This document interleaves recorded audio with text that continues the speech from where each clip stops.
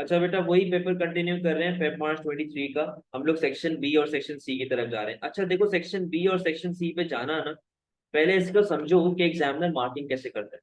ठीक है। एक टर्म होती है सर, पूरी कंट्री में अगर एक अमाउंट की रॉ मटेरियल है तो एलआरएस कैसे एक्सटेंड करेंगे। तो बेटा वही है ना, आप नए नए रिजल्ट ढूंढो, आप और खुदाई करो, आप और रिजल्ट्स को ढूंढो, आप और ज्यादा टेक्नोलॉजी की तरफ फोकस करो, तो आपके पास जिस तरह पीपीसी पढ़ता है वैसे ही आपका एलआरएस पड़ेगा। अच्छा, एक टर्म को समझें। सेक्शन बी और सेक्शन सी के अंदर पेपर कैसे चेक होता है, इसे कहते हैं असेसमेंट ऑब्जेक्टिव। असेसमेंट ऑब्जेक्टिव का मतलब क्या है कि आपका आंसर जो है ना वो ब्रेक हुआ हुआ है। एग्जामिनर ने आपका आंसर ब्रेक कर दिया है कि यार आपको ना मार्क्स डिवाइड कर दिए। सही है। अब आपके पास किस तरह का हिसाब किताब होता है? आपके पास होता है 3 लेवल्स। सही है।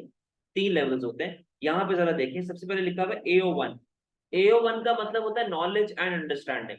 आपने इंट्रोडक्शन दिया, आपने डेफिनेशंस दी, आपने नॉलेज दिया, आउट ऑफ 20 आपको 5 मार्क मिल जाएंगे। ठीक है। अच्छा, फिर आप जब उसको फर्दर एक्सप्लेन करते हैं, जिस तरह मैं कहता हूँ कि यार कभी भी मार्केट फेलियर का क्वेश्चन आए तो पहले एफिशिएंसी के बारे में बताओ, पहले मार्केट फेलियर को डिफाइन करो, पहले डीमेरिट को मेरिट को डिफाइन करो, वो ये है। सही है। फिर जब आप फर्दर उसको एनालाइज करते हैं, आप फर्दर उसको केस के साथ लिंक करते हैं, एप्लीकेशन देते हैं उसकी, तो आपको 14 मार्क यहाँ पे मिलते हैं। सही है। तो वो 14 में से कुछ भी आपको नंबर दे देता है, यानी कि उसने डिवाइड कर दिया। अब आपने 4 पेज की नॉलेज लिख दी है, 1 पेज का ये लिखा है, आपको मैक्सिमम 5 ही देगा, 5 से ज्यादा नहीं देगा। अगर आप लोग ये सोच के जा रहे हो कि हम लोग पन्ने भरते रहेंगे, वो आपको पन्नों के मार्क्स नहीं देंगे। समझ में आई है? अच्छा, फिर आपके पास आता है AO3। AO3 जो आपका होता है वो होता है इवैल्यूएशन, और आपके लिए एग्जामिनर ने इवैल्यूएशन 6 मार्क की रखी है। 6 मार्क की इवैल्यूएशन के भी फर्दर लेवल्स हैं, लेवल 0, लेवल 1, लेवल 2।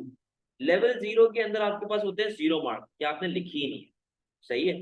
आपने कुछ बेकार से पॉइंट लिख दिया और आपने उसको प्रॉपर तरीके से एक्सप्लेन ही नहीं किया। अच्छा, 1 से 3 मार्क कब मिलेगा? कि जब आप वेग एक्सप्लेनेशन दोगे। वेग एक्सप्लेनेशन का मतलब क्या होता है? यार पता नहीं, ये भी हो सकता है, वो भी हो सकता है, वो भी हो सकता है, ये वेग एक्सप्लेनेशन। जब तक आप उसको प्रॉपर तरीकों से जस्टिफिकेशन नहीं देंगे, आप नहीं बोलेंगे कि यस या नो, या फिर आप लोग ये नहीं बोलेंगे टाइम पीरियड के हिसाब से डिपेंड करता है, या आप बोलेंगे इकोनॉमी कंडीशन के हिसाब से डिपेंड करता है, जब तक ये बातें नहीं बोलोगे आपका आंसर इस लेवल में लाए नहीं करेगा। सही है। आपकी वैल्यूएशन इस लेवल में लाए नहीं करेगी। अगर तो आपकी वैल्यूएशन इस लेवल में लाए कर दे, यानी कि आपने बड़ा डेवलप्ड आंसर लिखा है, आपने बड़ी अच्छी चीजें लिखी हुई, आपने बड़ा वन साइडेड आंसर लिखा हुआ है, तब वो उसके मूड पे डिपेंड करता है कि वो इस रेंज में से कोई भी मार्क्स आपको दे दे। वो 4 भी दे सकता है इवैल्यूएशन के, वो 5 भी दे सकता है, पूरे के पूरे 6 भी दे सकता है। ठीक है। अच्छा, अब फर्दर अगर मैं आंसर की बात करूं तो आपका आंसर किस तरीके से डिवाइड होता है? आपके आंसर्स के भी 3 लेवल होते हैं, लेवल 1, लेवल 2, लेवल 3। लेवल 1 क्या होता है कि अगर आपने बड़ा ही फजूल सा आंसर लिखा हुआ है, आपने उसको केस से लिंक नहीं किया, तो अब उसकी मर्जी है, आपको लेवल 1 के अंदर 1 से लेके 5 के बीच में कोई भी मार्क्स दे सकता है।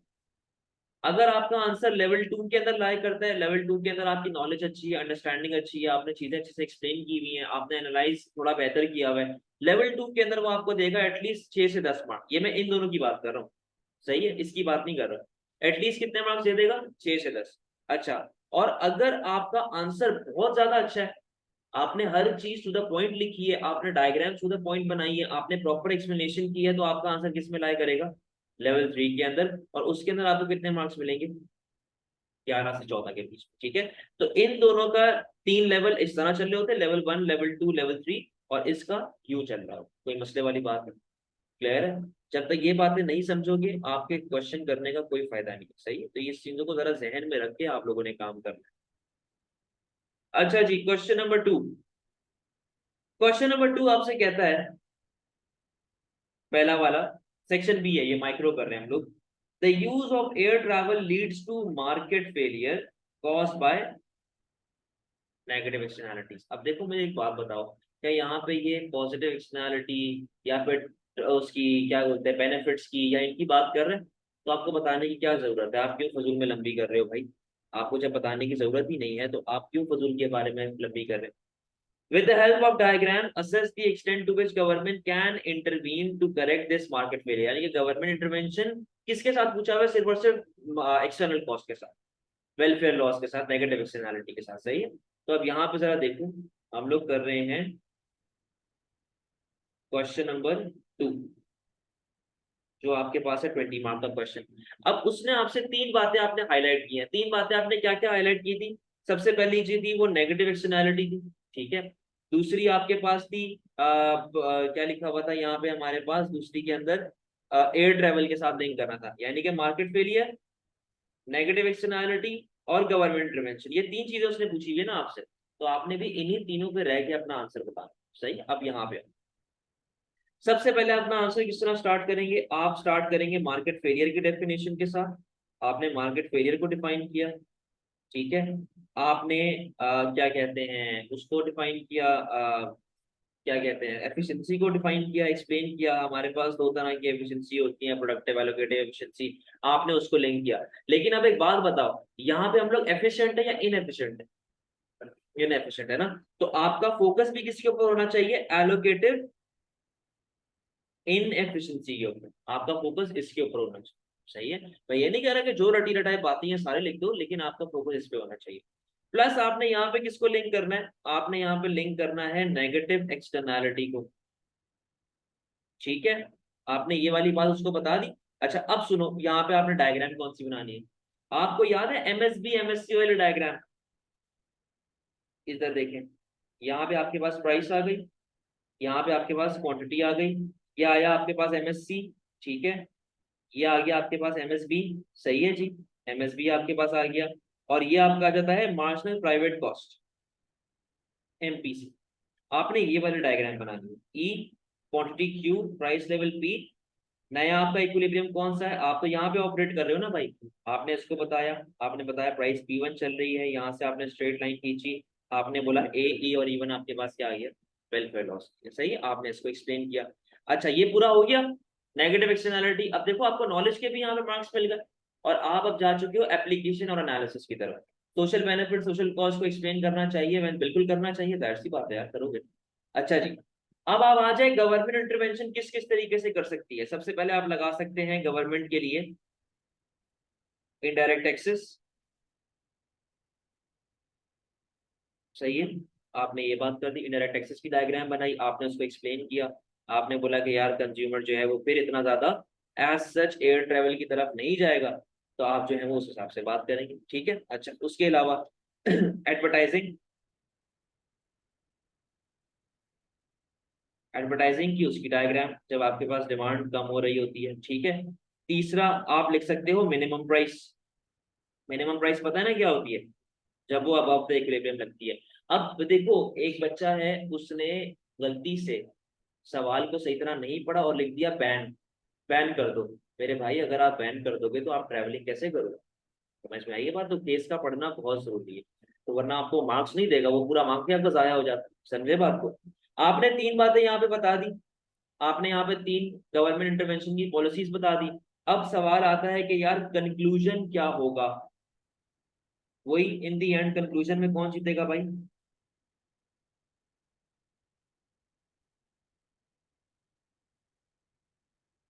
क्योंकि देखो ना, ट्रैवलिंग अक्सर ऐसा भी होता है कि आपके लिए नेसेसिटी है।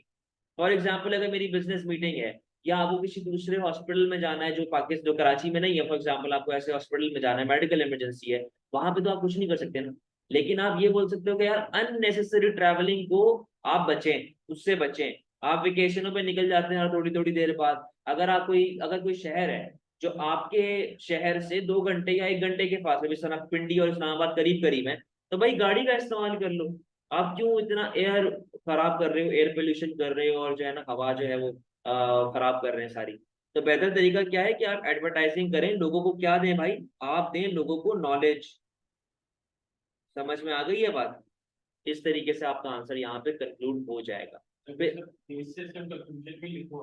नहीं ना, यहाँ पे भी लिंक हुआ है।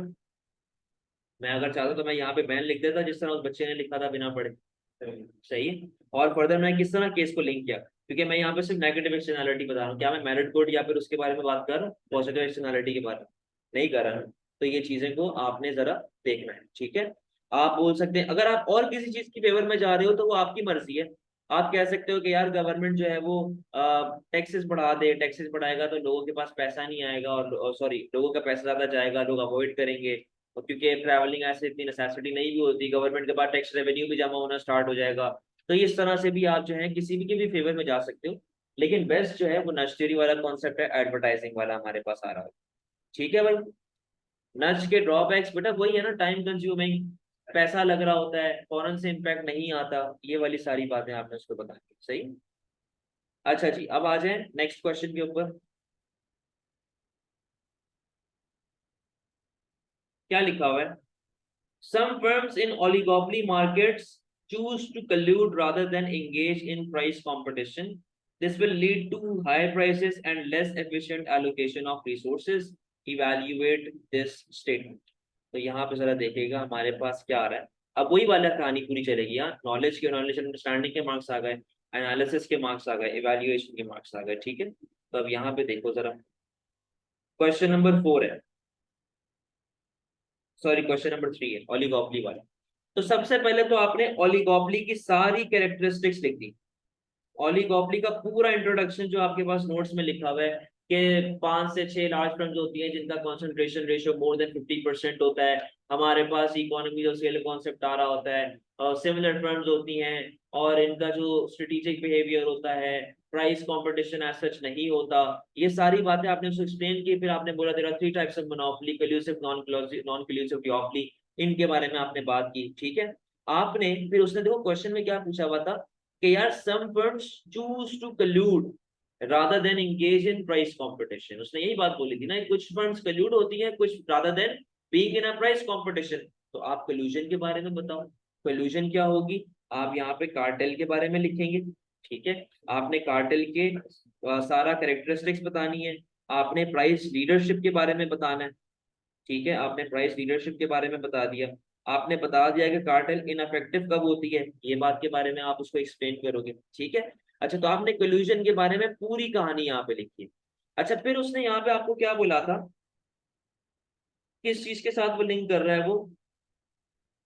एफिशिएंट एलोकेशन ऑफ रिसोर्सेज, यानी कि यहाँ पे वो एफिशिएंसी का भी लिंक लेके आ चुका है। ठीक है, जब वो एफिशिएंसी का भी लिंक लेके आ चुका है तो आप उसको भी लिंक करो। एलोकेटिव एफिशिएंसी, प्रोडक्टिव एफिशिएंसी किस तरीके से यहाँ पे हो रही है, तो यहाँ पे आप लिंक करेंगे एफिशिएंसी को। एफिशिएंसी का भी इंट्रो आ गया आपके पास, जहाँ पे आपने प्रोडक्टिव और एलोकेटिव के बारे में सारी कहानी एक्सप्लेन कर दी है। अच्छा, अच्छा जी, फिर आप यहाँ पे उसको बता देंगे कि जी हमारे पास ये सारा कल्यूजन वाला मामला आ गया। फिर आप जाएंगे किसके ऊपर? नॉन कल्यूजन के ऊपर। जी, जिसके अंदर आपके पास प्राइस कंपटीशन चल रहा होता है, वो कौन कौन सा है? किंग और गेम थियोरी, जिसको हम लोग डिओपली भी कहते हैं। ठीक है, डायग्राम वही पागलों की तरह 8-9 डायग्राम मत बनाना, जो फाइनल डायग्राम मैंने आपको बताई हुई है सिर्फ वही डायग्राम आपकी बनाएगी। अब उसी डायग्राम को आप फर्दर लिंक करेंगे। अगर मैं आपको याद दहानी कराऊं तो वो जो किंग वाली डायग्राम थी वो कहाँ पे बनती थी? MC is equals to MR के ऊपर। जबकि प्रोडक्टिव एफिशिएंसी कहाँ होती है? जहाँ पे ATC मिनिमम होता है। एलोकेटिवली एफिशिएंट कहाँ पे होते हैं? जहाँ पे MC is equals to AR होता है। और दोनों ही चीजें यहाँ पे नहीं हो रही। तो जब दोनों ही चीजें यहाँ पे आपके पास नहीं हो रही हैं, यानी कि आप एफिशिएंट नहीं हैं और आप एक्स इन एफिशिएंसी के ऊपर ऑपरेट कर रहे हो। एक्स इन एफिशिएंसी का मतलब कि आप प्रोडक्टिव या एलोकेटिवली एफिशिएंट नहीं। ठीक है। अच्छा जी, अब जी आगे देखो हमारे पास क्या आ जाएगा भाई? Evaluation, conclusion. कंक्लूजन को देखें जरा, उसने आपसे क्या पूछा था? उसने आपसे पूछा था कि यार एक बात बताओ कि फर्म्स आपस में कल्यूड क्यों करती हैं rather than being in price competition, जिसकी वजह से प्राइसेस बढ़ जाती हैं। दूसरी बात क्या, ये बताओ, and less efficient allocation of resources, कि जब आप कार्टेल बन जाते हैं तब आप रिसोर्सेज को सही तरीके से यूटिलाइज नहीं कर पाते। ठीक है ना, यही बात वो आपसे पूछ रहा है। अच्छा, अब देखो यहाँ पे आप बोलेंगे क्या होता है जब आप कल्यूड करते हो ना, जब आप मिलते हो, आपको मैं फेवर और नेगेटिव दोनों के पॉइंट बता रहा हूँ, पॉजिटिव या नेगेटिव, मैं तभी लिख नहीं रहा यहाँ पे, आप अपने पास खुद इसको नोट डाउन कर लो भले।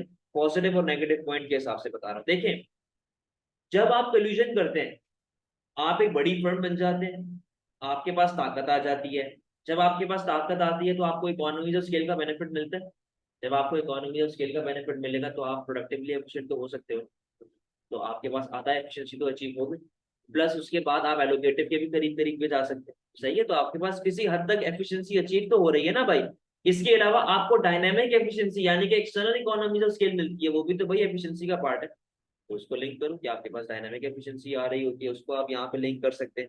ठीक है, तो ये तो आ गई आपके पास बेनिफिट वाली बात। लेकिन हाउ एवर, मतलब अगर मैं नेगेटिव की तरफ जा रहा था, हाउ एवर नहीं, अगर मैं नेगेटिव की तरफ जा रहा होता तब मैं उसको ये बात बोलता कि देखो उसने क्या लिखा था कि यार कल्यूजन की वजह से आपके पास प्राइस लेवल कम होती है या शायद बढ़ती है, क्या लिखा हुआ था, प्राइस हाँ हायर प्राइस आपके पास प्राइस लेवल बढ़ती है, यस प्राइस लेवल बढ़ेगी, क्योंकि कल्यूजन के अंदर आपका गेम ही ये है ना कि आप सप्लाई को रोक देते हो, जिसकी वजह से आपके पास प्राइस बढ़ती है और नए बच्चे मार्केट में कम्पीट नहीं कर पाते, यही कहानी है ना पूरी। देखो आप बोलेंगे कि यार एक मोनोपोली, एक ओलिगोपोली सॉरी, कभी भी एफिशिएंट नहीं होती, क्योंकि वो आपको डायग्राम में देख ले वो ऑपरेट ही नहीं करता एफिशिएंट पॉइंट के ऊपर, सही है।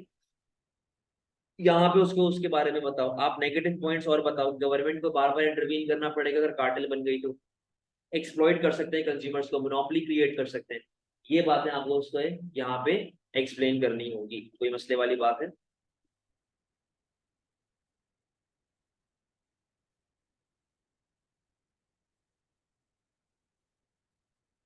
आ जाए क्वेश्चन नंबर 4 के ऊपर। Expenditure reducing policies will reduce a balance of payment deficit, but will also cause significant unemployment. Evaluate this statement. बेटा क्रैश वाले बच्चे जो बैठे हुए हैं शायद उनको, अगर उनको एएस वाली बातें याद हैं तो बहुत अच्छी बात है, लेकिन मैंने आप लोगों को अभी तक ये टॉपिक नहीं पढ़ाया शायद, बल्कि पढ़ा दिया है, मुझे याद नहीं सही से। अगर नहीं भी पढ़ाया तो मैं उससे भी करवाऊंगा, बेफिक्र रहे। यहाँ पे आए जी, बोलता है कि यार एक्सपेंडिचर रिड्यूसिंग पॉलिसी लगाएं बैलेंस ऑफ पेमेंट डेफिसिट के अंदर, तो हमारे पास अनएम्प्लॉयमेंट हो जाएगी। इवैल्यूएट करें स्टेटमेंट को। अब यहाँ पे आओ, सबसे पहले आपने उसको बताना है कि एक्सपेंडिचर रिड्यूसिंग पॉलिसी होती क्या है, क्वेश्चन नंबर 5 है ये, ठीक है। आप एक्सप्लेन करेंगे एक्सपेंडिचर रिड्यूसिंग पॉलिसी या डैम्पनिंग पॉलिसी, एक ही बात है। एक्सपेंडिचर रिड्यूसिंग या फिर डैम्पनिंग पॉलिसी, एक ही बात है, ठीक है। आप यहाँ पे उसको एक्सप्लेन करेंगे बैलेंस ऑफ पेमेंट क्या होता है, प्लस आपके पास बैलेंस ऑफ पेमेंट डेफिसिट का क्या मतलब होता है कि आपके पास एक्सपोर्ट यानी कि इनफ्लो ऑफ मनी कम है, आउटफ्लो ऑफ मनी ज्यादा है, सही है। आपने उसको यहाँ पे एक्सप्लेन कर दिया। अच्छा, अब आप फर्दर यहाँ पे आपको मिलेगा नॉलेज एप्लीकेशन, नॉलेज एनालिसिस के marks, sorry knowledge and understanding के मार्क्स, सही। AO1 आपका कंप्लीट हो गया।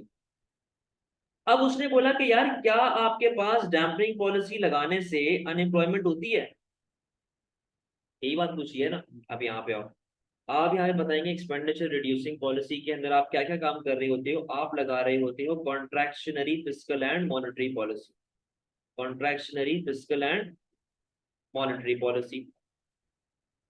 अब यहाँ पे हमारे पास क्या गेम चल रहा होता है भाई, यानी कि आप यहाँ पे टैक्सेस को बढ़ाते हैं और आप गवर्नमेंट स्पेंडिंग को कम कर देते हैं, यही काम चल रहा होता है ना। लेकिन आपने इसको लिखना है A2 के हिसाब से कि आपने एमपीडी बढ़ा दिया, आपने गवर्नमेंट स्पेंडिंग जो ऑटोनमस वाली थी वो कम कर दिया, आप उसको लिंक करके चलोगे यहाँ पे। आपके एमपीडी बढ़ने के बाद आपकी जो कंजम्पशन कम हो गई, मल्टीप्लायर इफेक्ट कम हो गया, एमपीसी कम हो गया, ये कहानी आपने यहाँ पे लिखनी है पूरी। अच्छा, मॉनेटरी पॉलिसी के अंदर आप क्या करते हो, आप मनी सप्लाई को कम करवाते हो जिससे आपका रेट ऑफ इंटरेस्ट बढ़ता है। अब रेट ऑफ इंटरेस्ट बढ़ेगा तो आपके पास सेविंग बढ़ेगी, कंजम्पशन बढ़ेगी और आपकी इन्वेस्टमेंट जो है वो कम होना स्टार्ट हो जाएगी, यही बात आपने पूरी उसको बतानी। अच्छा जी, ये तो हो गया पूरा कि ये चीज होती क्या है। अब इसका लिंक अनएम्प्लॉयमेंट से कैसे है, अनएम्प्लॉयमेंट को आप यहाँ पे डायग्राम बना के दिखाओ, देखो इससे ओवरऑल एग्रीगेट डिमांड पे क्या इफेक्ट आया, कर रही है, गिर रही है ना। तो एक तो डायग्राम आपकी हो गई ये, ठीक है। एक डायग्राम आपकी हो गई एग्रीगेट एक्सपेंडिचर गिरने वाली, जिसके अंदर जो A2 वाली डायग्राम है आपने वो उसको एक्सप्लेन किया, आपने उसके साथ यहाँ पे लिंक किया, ठीक है। एग्रीगेट एक्सपेंडिचर आपके पास गिर रहा है, आपके पास ये सारी चीजें आपने एक्सप्लेन कर दी है, हाँ यार अनएम्प्लॉयमेंट तो अपने पास हो रही है इन दी एंड। तो अब आप यहाँ पे आ जाए कंक्लूजन के ऊपर। कंक्लूजन के अंदर मैं कभी बोलूंगा कि यार इस तरह के क्वेश्चन में ना कभी भी वो मत करना, जल्दबाजी मत करना। आप यहाँ पे क्या लिखेंगे कि ये आपकी इकोनॉमिक कंडीशन पे डिपेंड करती है, डिपेंड्स अपॉन इकोनॉमिक कंडीशन। अब देखो उसने आपको ये बात तो बता दी कि आपके पास बैलेंस ऑफ पेमेंट डेफिसिट है, क्या उसने ये बात आपको बताया कि मुल्क के हालात क्या है, आप बहुत बूम पे बैठे हुए, आप बहुत रिसेशन में बैठे हुए, ये बात तो आपको नहीं बताई ना उसने। या फिर आपका करंट इंटरेस्ट रेट क्या था, उसको कितने से कम कर रहे हो, ये बात ये चीज पे भी डिपेंड करता है, सॉरी कितने से बढ़ा रहे हो इस पे भी डिपेंड करता है। अब देखो ना एक बात सुनो, जब इंटरेस्ट रेट बढ़ेगा तो पूरा आपके मुल्क में सेव भी तो करेगा ना, उससे भी तो बैलेंस ऑफ पेमेंट इंप्रूव होगा, ये बात भी तो देखें। समझ में आई है बात। तो ये आपके आ गए ए की डायग्राम से प्लीज शो अनएम्प्लॉयमेंट। बेटा अनएम्प्लॉयमेंट यार इधर आओ।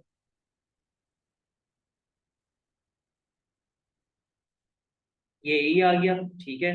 ये आपके पास सॉरी, ये आपके पास वाई आ गया, ये आपके पास ए ई आ गया, ये आपके पास इनकम लेवल आ गई है। आपका एग्रीगेट एक्सपेंडिचर ऐसे कम हो जाएगा, E one equilibrium E one, income level ऐसे पीछे की तरफ आ गया, ठीक है। ये चीज आपने देखी। अच्छा एक तो बात हो गई ये, सही है। और उसके बाद आप यहाँ पे क्या बोलेंगे, depends upon economic condition, further depends upon क्या, करंट अनएम्प्लॉयमेंट रेट। आपने नेहरू का कॉन्सेप्ट पढ़ा है? भाई क्या पता हम लोग नेहरू पे ऑपरेट कर रहे हैं, हमारा नेहरू क्या पता कम हो जाए थोड़ा सा, लेकिन एनआरक्यू तो आपके पास नेशनल रेट ऑफ अनएम्प्लॉयमेंट है ना, वो तो रहना ही रहना है, ठीक है। अच्छा फिर आप यहाँ पे इसको फर्दर बात करें कि यार देखो इससे हमारे पास, अच्छा अब ये तो हो गए पॉजिटिव वाले पॉइंट, अब आप नेगेटिव पे कैसे जाओगे कि यार अनएम्प्लॉयमेंट आ रही है, जाहिर सी बात है अनएम्प्लॉयमेंट आएगी, हल्की सी भी unemployment is harmful for the economy, तो बेहतर क्या है, सब्स्टिट्यूट पॉलिसी की तरफ जाओ, सप्लाई साइड पॉलिसीज की तरफ जाओ। You can go for expenditure switching policy, जहां पे आप स्विच करवाते हैं कंज्यूमर को इंटरनेशनल से यानी कि इम्पोर्टेड से डोमेस्टिक गुड की तरफ। ये बात आप उसको एक्सप्लेन करेंगे। बस कहने का मकसद ये, कंक्लूजन में भाई वन साइडेड रहोगे आप, आपने फजूल होशियारी नहीं दिखानी कि यार हम लोग ये भी कर सकते हैं वो भी कर सकते हैं। समझ में आई ये बात? जैसे मैं यहाँ पे बात देखी तो मैं पॉजिटिव पे ही हूँ कि हाँ यार लगा दो, जो मैंने बाद में बात बताई है मैं नेगेटिव पे गया कि यार नहीं लगानी चाहिए, और भी आपके पास पॉलिसी। समझ में आ गई ये बात? आगे, assess the impact of globalization on the standard of living on low income countries। Globalisation का मतलब होता है कि जब आपके पास मुल्क मिल जाते हैं for import export for trading, तो यहाँ पे जरा उसने बोला हुआ है कि यार ग्लोबलाइजेशन का बेनिफिट बताओ on the standard of living of low income countries, यहाँ पे है। अच्छा जी, ये है आपका क्वेश्चन नंबर 6, ठीक है। सबसे पहले तो आपने ग्लोबलाइजेशन के बारे में बताना है, ग्लोबलाइजेशन क्या होता है। आपने ग्लोबलाइजेशन को एक्सप्लेन किया, आपने ग्लोबलाइजेशन को डिफाइन किया, आपने बताया कि लेबर मोबिलिटी बढ़ती है, टेक्नोलॉजी आ रही होती है, इंपोर्ट ऑफ रिसोर्सेज हो रही होती है हमारे पास, ये चीजें आपने बता दी। फिर आपने बताना है कि लो इनकम कंट्री का मतलब क्या है। लो इनकम कंट्री कौन सी होती है भाई, जिसके अंदर जीडीपी पर कैपिटा कम होता है, स्पेंडिंग कम होती है, लोगों के पास पैसा नहीं होता, गरीब गुरबे लोग होते हैं, स्टैंडर्ड ऑफ लिविंग आपके पास काफी कम होता है, सही है, लोगों के पास स्पेंडिंग करने का पैसा नहीं होता। ये बात आप उसको बताएंगे, poor housing, poor quality of education, ये सारी बातें आपने बता दी। अच्छा अब जी, हमारे पास इससे किस तरीके से बेनिफिट होगा ग्लोबलाइजेशन से। सबसे पहले तो आपके पास ट्रेडिंग इंप्रूव होगी, ट्रेडिंग इंप्रूव होगी तो आपके पास एम्प्लॉयमेंट लेवल इंप्रूव होगी, ठीक है। फर्दर आपके पास ट्रेनिंग के चांसेस होते हैं, तो आपका वर्कर ट्रेन होगा और वो और अच्छे तरीके से काम करना स्टार्ट करेगा। ट्रेनिंग के बारे में आप उसको बता दें। आप इकोनॉमिक परफॉर्मेंस के बारे में बात करें, इकोनॉमिक परफॉर्मेंस, ठीक है, आपके पास इंक्रीज होगा, आपका एग्रीगेट एक्सपेंडिचर बढ़ेगा, आपका जीडीपी बढ़ रहा होगा, इसको एक्सप्लेन करो, आपके मुल्क में मल्टीप्लायर इफेक्ट आएगा। समझ में आई ये बात? हाउएवर ड्रॉबैक पे भी तो जाना है, मल्टीप्लायर इफेक्ट, ठीक है। अब आ जाए ड्रॉबैक के ऊपर। अच्छा यहाँ पे सॉरी मैंने ड्रॉबैक बताया नहीं था इस वाले के ना, ड्रॉबैक्स वही है कि आपके मुल्क में यार जो है वो अनएम्प्लॉयमेंट वगैरह आना स्टार्ट हो जाएगी, मतलब टू साइडेड ही आपने जानना है, आपने बेनिफिट ड्रॉबैक दोनों बताया। अच्छा अब यहाँ पे ड्रॉबैक क्या क्या होंगे भाई, फिर वही वाली बात है कि जब एग्रीगेट डिमांड बढ़ रहा है तो उससे प्राइस लेवल बढ़ेगी, ठीक है। आपके पास कंपटीशन आना स्टार्ट होगा, ग्लोबलाइजेशन की वजह से लोकल फर्म्स अफेक्ट होती हैं, और उसकी वजह से लोकल फर्म्स की अफेक्ट होने की वजह से मुल्क में अनएम्प्लॉयमेंट के ऊपर हार्मफुल अफेक्ट आना स्टार्ट होता है, आपके मुल्क में अनएम्प्लॉयमेंट बढ़ना स्टार्ट हो जाएगी, ठीक है। एफडीआई भी आ सकती है ड्यू टू ग्लोबलाइजेशन, बिल्कुल सही है, तो ये सारा बेनिफिट हो गया ना आपका। अच्छा फर्दर आप बोल सकते हैं कि अच्छा बेनिफिट्स की अगर बात करूं तो गवर्नमेंट को टैक्स रेवेन्यू मिलेगा, ये भी आपके पास एक बेनिफिट आ गया, ये आ सकता है बेनिफिट के अंदर। लोन जो है वो बेनिफिट एंड ड्रॉबैक दोनों में आएगा, क्योंकि देखो लोन आ गया तो बेनिफिट, लेकिन हर साल अपने को क्या पे करना पड़ेगा, तो ये आपके पास ड्रॉबैक आ गया, ठीक है। अभी आपको इतने बेनिफिट्स एंड ड्रॉबैक्स बताया, आपने बैलेंस रखना है आंसर, तीन तीन बता दो, चार चार बता दो, ऐसे नहीं कि 10 आपने बेनिफिट बता दिए 2 ड्रॉबैक बता दो, ऐसे नहीं होता, समझे। अब इन दी एंड आपके पास कंक्लूजन क्या आएगा, कैसे इंपोर्ट करेगा, लो इनकम है भाई और मेरे भाई, इंपोर्ट की मैं बात नहीं कर रहा, मैं ट्रेडिंग की बात कर रहा हूँ। किधर लिखा हुआ है मैंने इंपोर्ट के बारे में, मैं ट्रेडिंग की बात कर रहा हूँ। आप जब ट्रेडिंग करने बैठते हैं तो आप इम्पोर्ट एंड एक्सपोर्ट दोनों की बात कर रहे होते हैं। लो इनकम कंट्री है वो आपके पास ट्रेडिंग के अंदर आएगी, बाहर से मैकडोनल्ड्स आया आपके मुल्क के अंदर तो वो बाहर एक्सपोर्ट अगर कर रहा है फॉर एग्जांपल माल, तो आपके मुल्क का एक्सपोर्ट हो रहा है ना, मैकडोनल्ड का थोड़ी हो रहा है। समझे बात को, आपके मुल्क का जीडीपी इंक्रीज हो रहा है ना भाई। तो ये कहानी इस तरीके चलती है। अगर बाहर से टोयोटा यहाँ पे आके प्लांट लगाती है और गाड़ी यहाँ से इंडिया बेचती है तो टोयोटा का जीडीपी नहीं बढ़ा, पाकिस्तान का जीडीपी बढ़ रहा है। समझे, ये कहानी। अच्छा अब कंक्लूजन आपकी मर्जी है, बेनिफिट एंड ड्रॉबैक। मैं अगर होऊंगा तो मैं बोलूंगा बिल्कुल एक बहुत अच्छा आपको रिस्पांस मिलेगा लो इनकम कंट्रीज को, उनके पास स्पेंडिंग इंक्रीज होती है। अब देखो इतने सारे बेनिफिट्स लिखे हुए हैं ना, एक दो बचा लूंगा। किसके लिए? कंक्लूजन के लिए यहाँ पे, ताकि रिपीट ना हो। समझे बात को, ये कहानी आपने करनी है, आपने लिंक करना होता है। देखो एम्प्लॉयमेंट आ रही है, कल को मुझे किसी दूसरे मुल्क में चांस मिलेगा, मैं यहाँ से यूएस चला गया फॉर एग्जांपल, मैं यूएस में बैठ के अपनी फैमिली को पालूंगा, एफडीआई आ रहा होगा। सही है, हमारे पास यूएस से बैठ के रेमिटेंसेस आ रहे होंगे, उससे भी तो बैलेंस ऑफ पेमेंट इंक्रीज होता है। ये कहानी आप उसको बताओ। समझ में आई है बात? तो ओवरऑल मेरे हिसाब से बेनिफिशियल है। बाकी आप लोगों की मर्जी है, आप लोग अगर नेगेटिव में जाना चाह रहे हो तो सॉलिड पॉइंट मुझे दे दो, नेगेटिव में चले जाओ। समझ में आ गई ये बात? क्लियर है? मेरे हिसाब से बहुत इजी पेपर, बहुत इजी पेपर था, कोई मुश्किल नहीं था। आप आराम से 50+ मार्क्स इसके अंदर मार सकते हो। समझ में आई? कोई सवाल बेटा कुछ पूछना है आप लोगों ने तो फिर क्लास ऑफ करें।